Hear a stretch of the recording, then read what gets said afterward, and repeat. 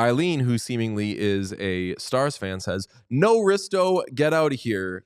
No, no, we will stay right For here chaos pushing purposes? Risto to your team and every single team. The more Risto, the better. Shall we do our shopping lists for the Western Conference? Yeah, why not?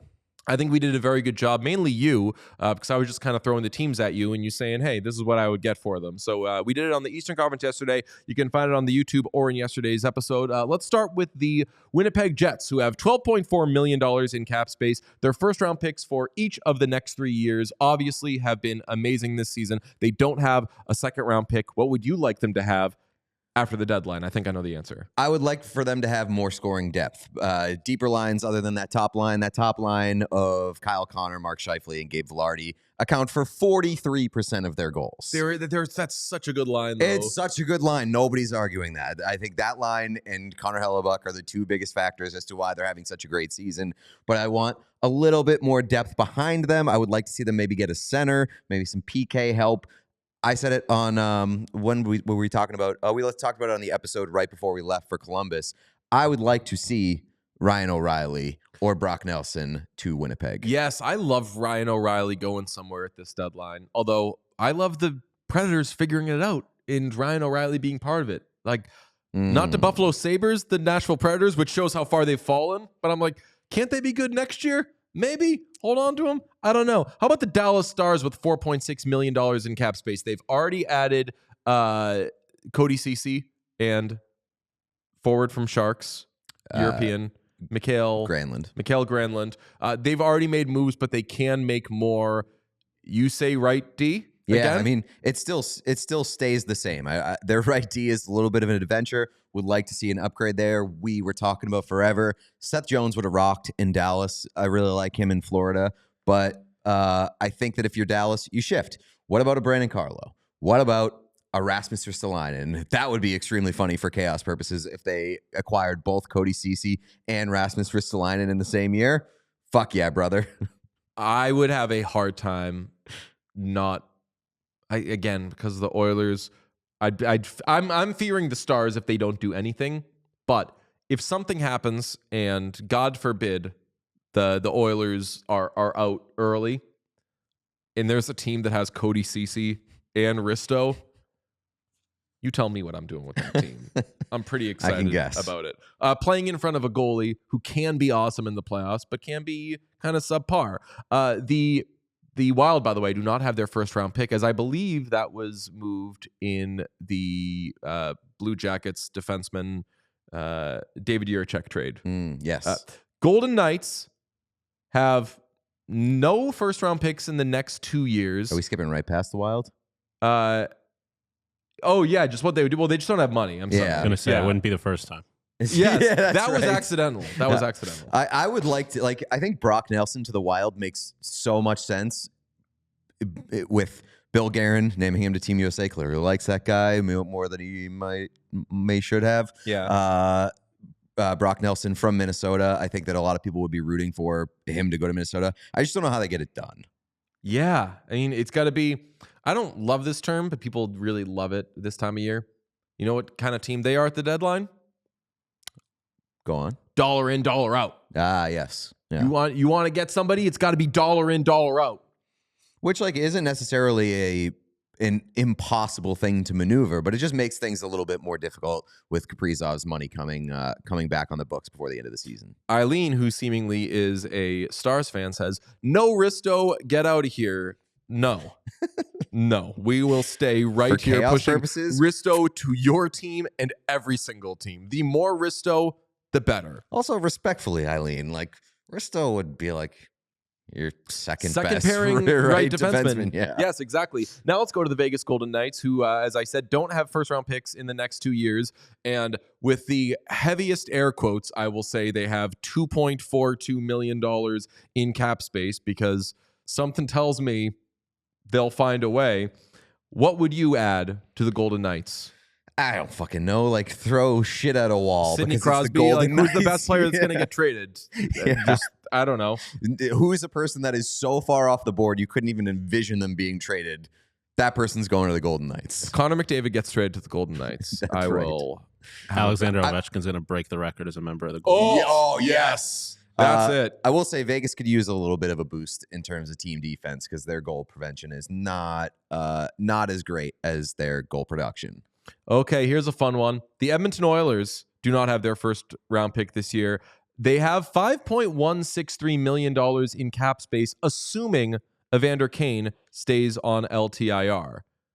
If he comes off, they've got $38,000 in cap space. That could present a dollar in, dollar out situation. I don't know if there are many, like, it's like are you a Marriott person? Yes. They give you the vouchers like once a year for a free night at a hotel, but it's like up to 20,000 Marriott points. And you can't get any room anywhere for 20,000 Marriott points. So it is basically a useless voucher. $38,000 in cap space at the trade deadline just might be completely useless. So they're in a dollar in, dollar out situation. They could trade Evander Kane. I would love for him to stay on LTIR and be somebody who could come back in the postseason. But famously, the NHL, again, heaviest, 10-fingered air quotes are, that looks like I'm honking breasts. I apologize. Heaviest 10-finger air quotes are cracking down on cap circumvention this year. What do you want for them? Same thing as the Dallas Stars. You need a second pairing right defenseman. Like the same thing. You either get a second pairing right D, or I would like to see them insure the goalie position. Doesn't mean you have to move Stu Skinner. Doesn't mean you have to go away from Stu Skinner. No disrespect to Calvin Pickard, who's been pretty good in the backup situation. I think you need a higher ceiling in your backup goaltender position if you're heading into the playoffs with Stu Skinner as your 1A. I agree with that, although I do see Calvin Pickard as a high floor backup. He's not a guy, when he starts a game, it's not like a holy shit, we're gripping our sticks really tight, we're hanging on for dear life. The low floor guy is their starter. Yeah, right. And their high ceiling guy is their starter. But that's why I think that you need to ensure the goalie position, because low floor for a starter, like, you need a backup situation if things go wrong in the playoffs. Yeah, I do not mind their battery right now, or their tandem, because I do like that Pickard has a relatively high floor for a backup, but there are goalies out there I would like for the Oilers. If Vejmelka gets moved, I would be all in on that. I would give Calvin Pickard a big kiss and say, yo, you've been thank you for your service. Great the last 2 years. Mm-hmm. This kiss will be the last.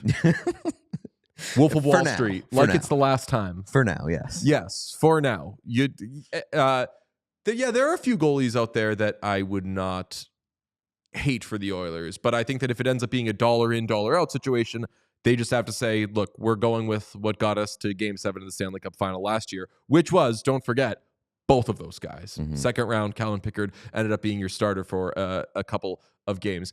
Right D, I agree with. I would love a second pairing right D. Brandon Carlo would be perfect. A dream. $4.1 million for 2 years after this. He's 28 years old. It makes it a lot easier to navigate whatever the Evan Bouchard situation will be in the offseason. That would be great. Also from the Bruins, I would like Trent Frederick for Edmonton. I would say getting a little more depth would be a good thing. I'll just say Connor McDavid has been a little quiet of late. Don't view what you're seeing right now offensively from the Oilers as this is what they are. How do they add to it? Because McDavid's going to be better than he's been, so that they'll score more. And Evander Kane, you are a Bruin. Evander Kane, maybe. Another thing I'll note on the Oilers is Matt Savoy is going to be a contributor in the playoffs, I think. Once like the cap goes away and you can just call up and have as many guys as you want, like Matt Savoy, I think might be what Dylan Holloway was for them last year, where if Jeff Skinner can't be a big contributor, then second line, you play with Leon. So ultimately, if they're only adding one thing, I agree with you, Pete, it should be defense. How about those LA Kings with $4.5 million in cap space and first round picks in the next 3 years? Scoring. They need scoring help. It is desperate. They are the worst offensive team in the entire NHL over the past month and change. they just really need goal scoring help. Whether that's like Brock Besser, I would love a Dylan Cousins to LA. I don't know if Mikko Rantanen's in play, but Mikko Rantanen in LA would be a whole lot of fun. Just like they need scoring help and anything that helps special teams, because their special teams, big ass. 24th in power play, 30th in penalty kill. Not going to get it done. What if they go for a big fish? What if the Kings are the group that gets the you got Mikko Rantanen in our dock? Yeah, like that'd be exciting. I just don't know like what you have to give up to get them. That's the big question. But yeah, I think that the Kings are in a position right now where they're kind of in a tailspin at the worst possible time. They could be desperate in the days leading up to the trade deadline. How big are they willing to swing? You wrote down some names. One of them is my top target for the LA Kings. Who? Dylan Cousins. Oh, yeah. Dylan Cousins lets you do what you thought you were doing when you got Pierre-Luc Dubois, which is just be extremely set for a while. And Quentin Byfield is going to eventually replace Andrei Kopitar. You still got to know there, but depth. Colorado Avalanche, $3.29 million in cap space. They, per Frank Saravalli, who we'll talk to in a little bit, or I'll say Frank Saravalli has Casey Middlestat as a trade target, trade option person who could be moved. So what do you think they do? Yeah, I think that the possibility of a Casey Middlestat hockey trade in that neighborhood 2 years in a row is very, very interesting to me. Right. 2 years in a row.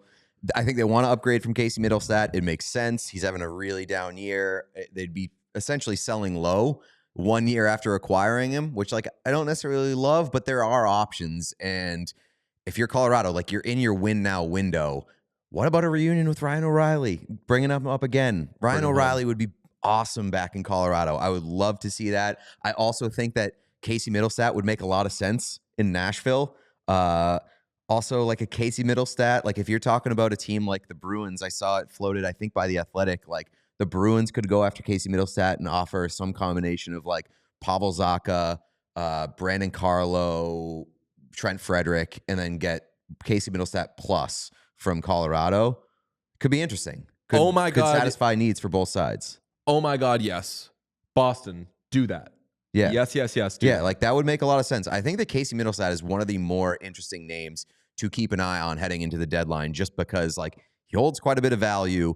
And if Colorado's trading him, it is probably going to be in a hockey trade kind of situation, unless they get a pick for him or a couple picks for him and then immediately flip those picks. Calgary Flames, $16.3 million, 2 first-round picks in each of the next 2 years. They do not score goals. They do not score goals. I was stunned to see that Calgary just is the worst offensive team in the league. Like, how are they there? I know the answer is Dustin Wolf, but they're worse than the Nashville Predators, who literally have players on that team being like, we can't score goals. We can't score one goal. So, like, if you're the Flames, I don't think that you're making any real big moves for this year. What I would be interested to monitor is, like, are they going to flip, like, contracts that they're not sure that they're going to be able to keep, aka Rasmus Anderson? I'd be surprised if they traded Rasmus Anderson, but it's a name to watch. That would make the deadline positively dance. And lastly, the Vancouver Canucks, who have $11.31 million in cap space. As I said yesterday, all of these cap figures are from Puckpedia, who respectfully not as good as the predecessor. Don't have it like the predecessor. So if I'm wrong, it's my fault for communicating bad information, but also it's not really my fault. The Canucks have first-round picks in the next 3 years. They have their second in the next 2.